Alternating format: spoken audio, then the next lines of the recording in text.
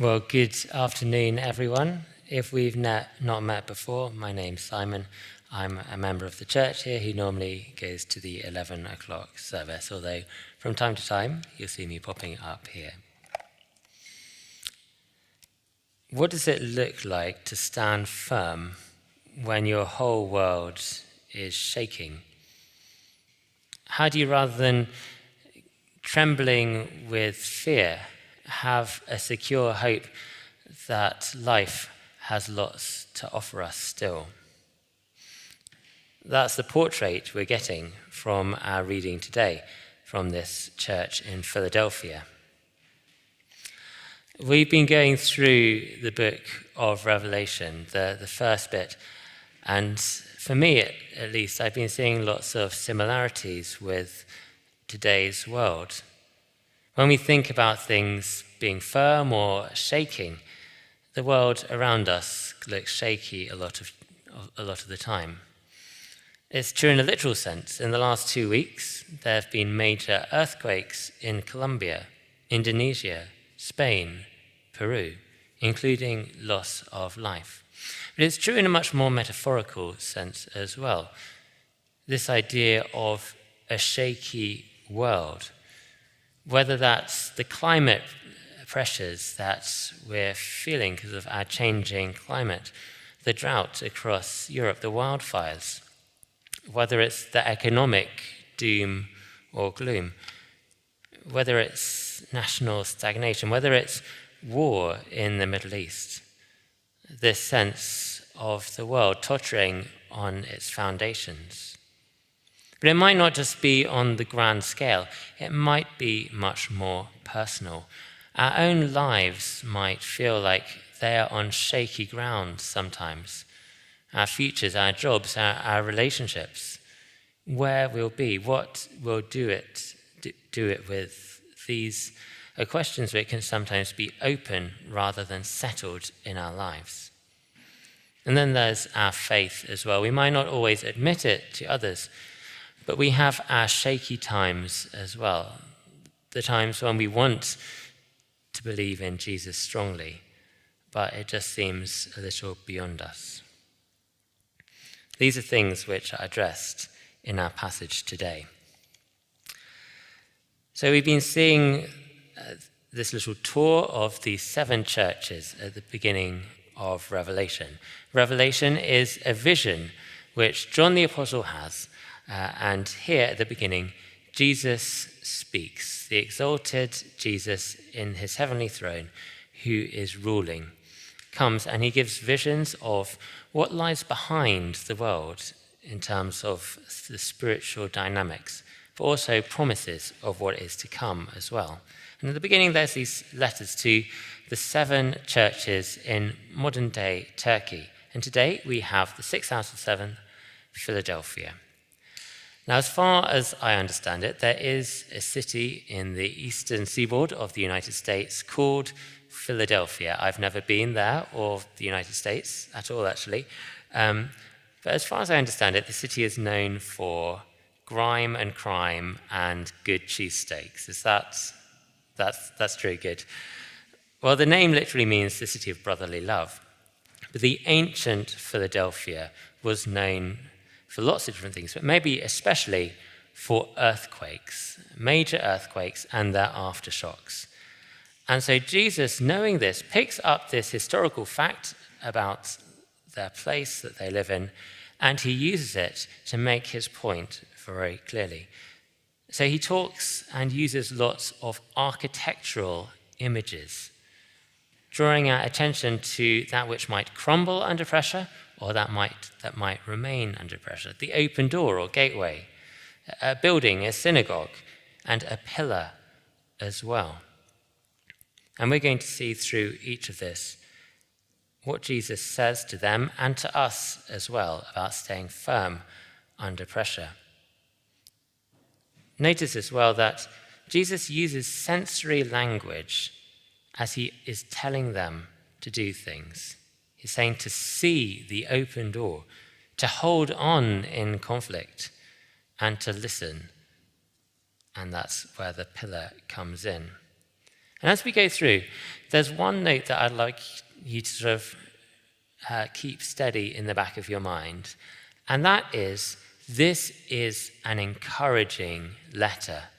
The Christians in Philadelphia were doing really well.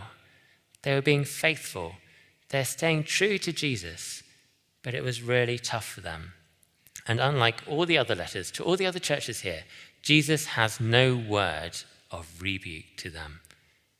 It's only encouragement to keep on going. So if you take only one thing away from today, it is keep on going with Jesus. Well, let's look through each of those points in turn. So first, the open door. These are the words of him who is holy and true, who holds the key of David. What he opens, no one can shut, and what he shuts, no one can open. I know your deeds. See, I have placed before you an open door that no one can shut. I know you have little strength, yet you have kept my word and have not denied my name.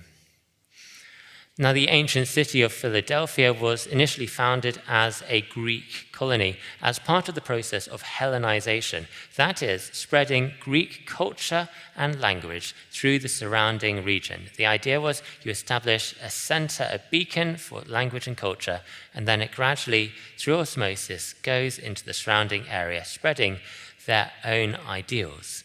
Well, Jesus takes up this language of being a gateway or a door, and he applies it not to Roman culture or Greek culture, but to the gospel. Jesus is the one who can open opportunities for his message to spread in open doors, and he also shuts opportunities as well, the shut door.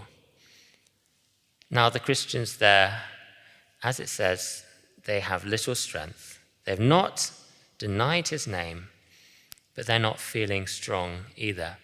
I don't know about you, but when I'm feeling weak, when I'm feeling tired, the last thing I want to do is get out there and go on an adventure.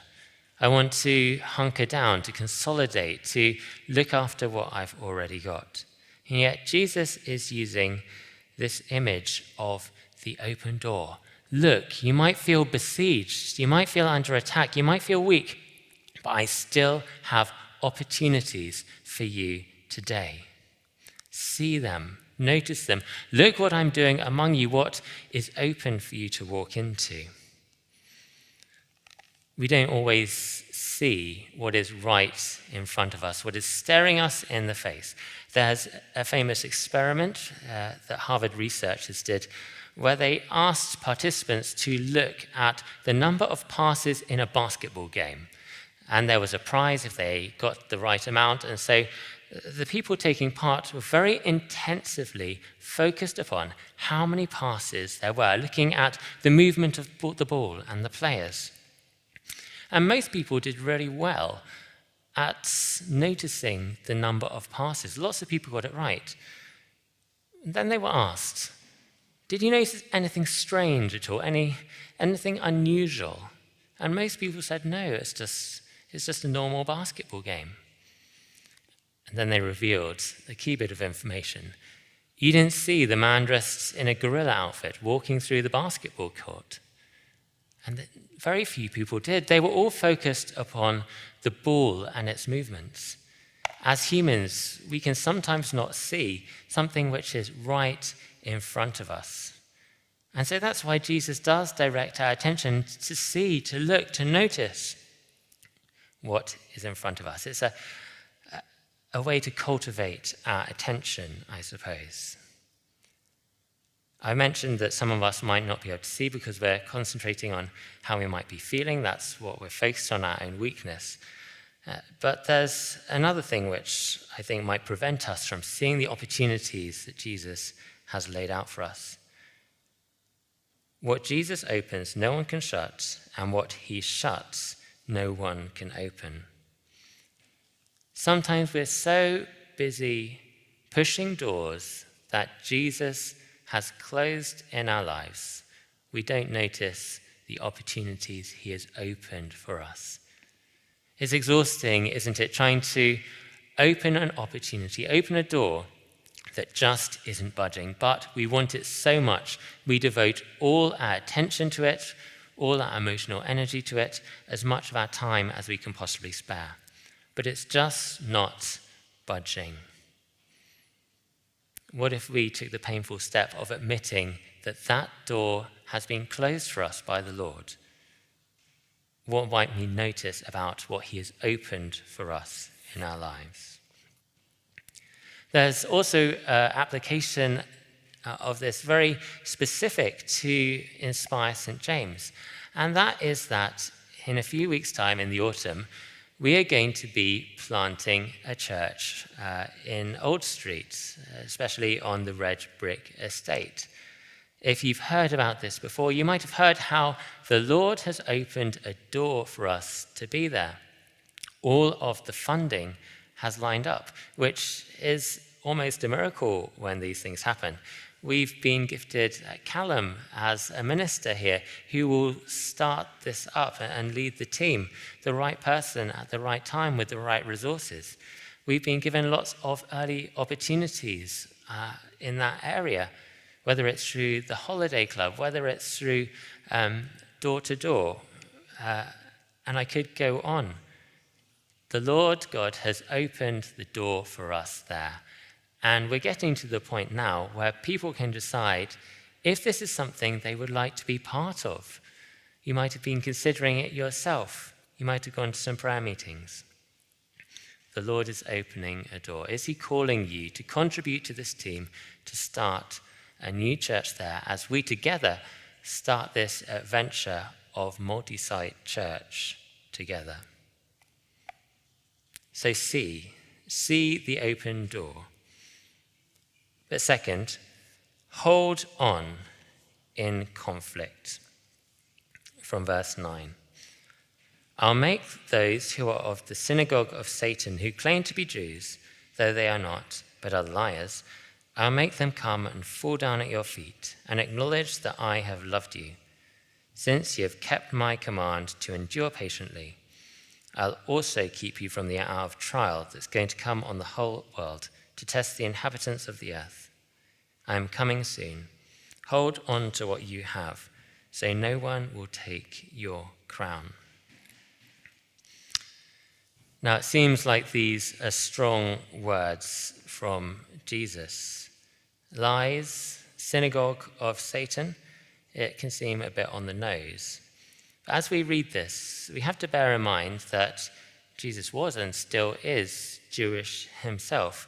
John, who is recording these words, is Jewish himself.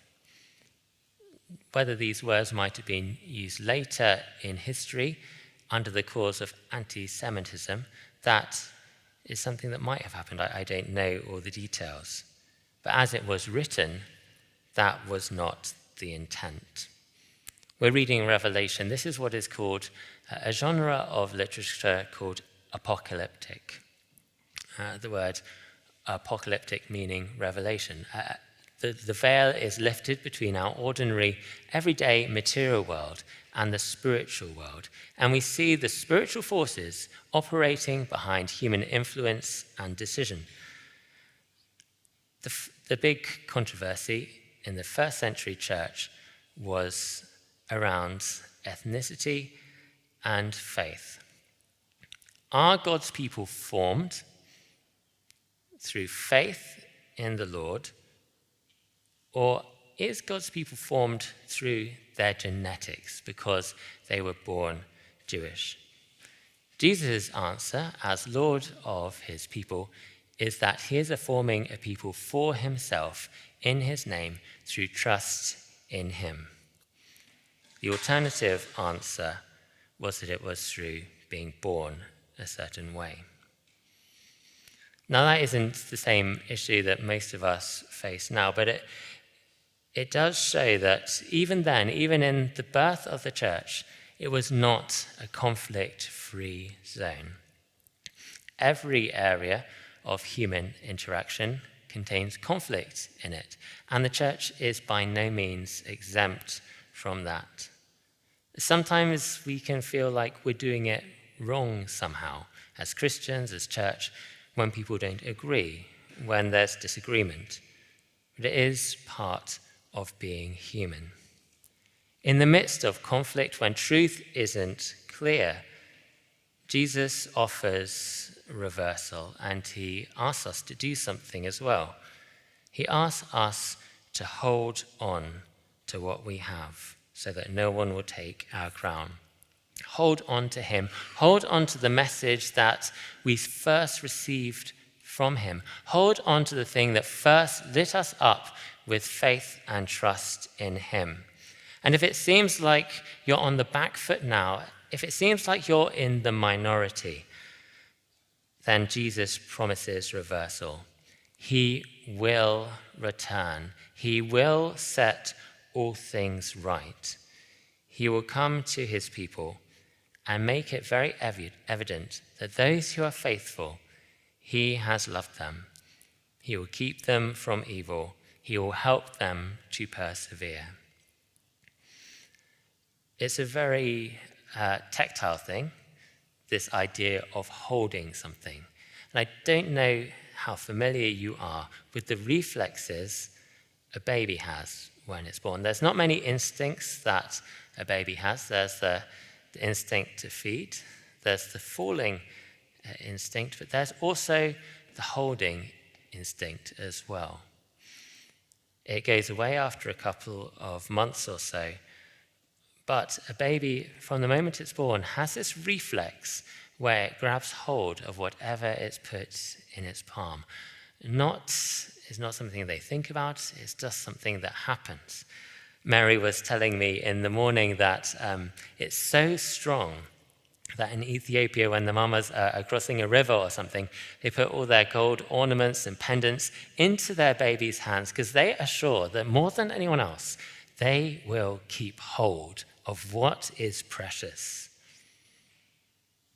Will we hold on to what is precious when things become unclear, when the ground is shaking, when the waters of truth are muddied, when it isn't clear to us anymore how Jesus is holy and true?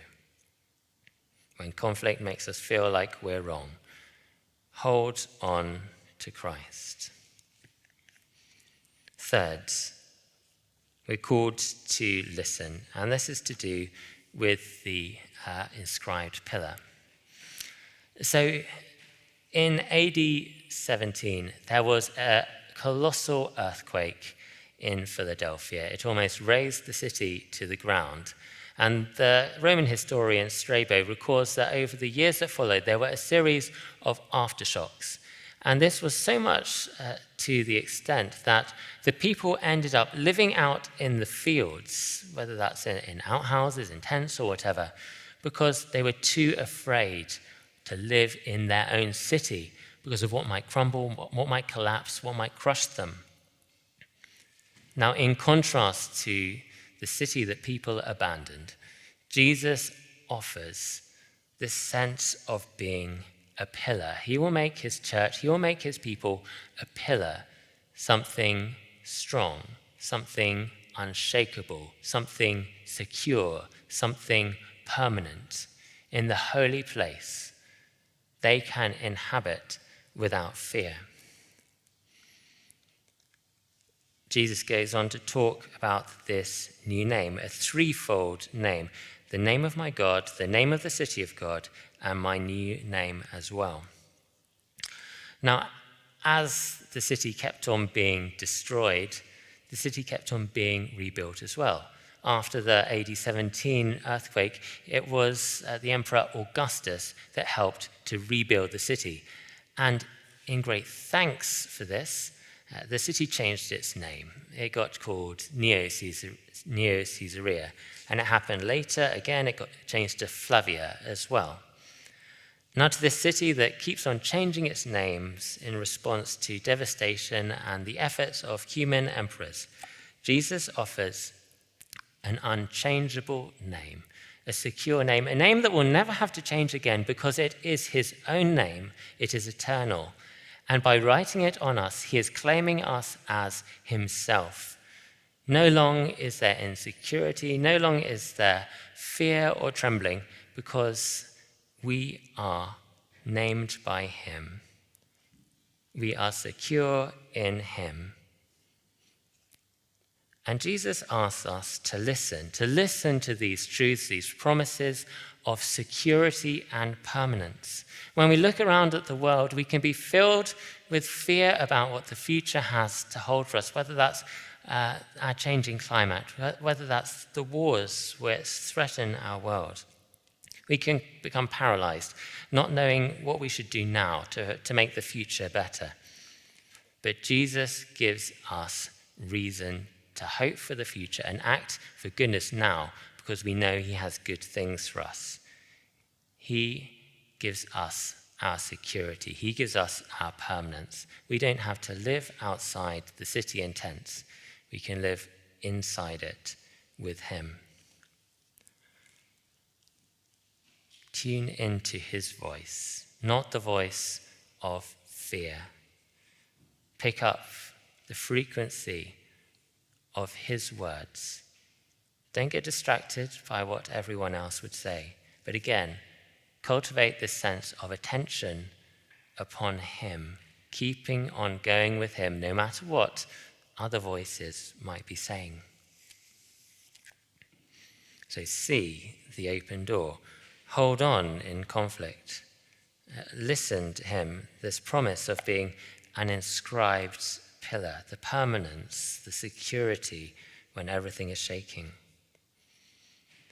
But as we look through all of this letter, let's not miss the central figure of it all, which is the person who is speaking, Jesus himself, and the encouraging tone, his graciousness towards his people, doing the right thing, but struggling. These very personal words he says, verse 8, I know your deeds. His familiarity, not only with the history of the city, but their personal history as well. He knows, he sees, the Lord knows. That wonderful word in verse 11, I am coming soon. He will come to claim us as his own. We will be his possession. Every sad thing will come untrue, and all will give way to joy and life forever. And then perhaps my favorite of all, such a direct word, verse 9 again, I have loved you, is written to them, those Christians in Philadelphia. But that is written to us as well, whether we need to hear that again this afternoon. I have loved you, the words of Jesus. Jesus gives us what we need to keep on going when everything else around us is shaking, the world, our lives, even our faith. He asks us to see the opportunities in our lives, to hold on to what we've been given, and to listen to the hope that he gives us, knowing that he is coming again, and our present experience will be transformed by his glorious appearance. What a wonderful picture of what it looks like to stand firm when everything is shaking, to not give in to fear, but to have hope in Jesus Christ our Lord.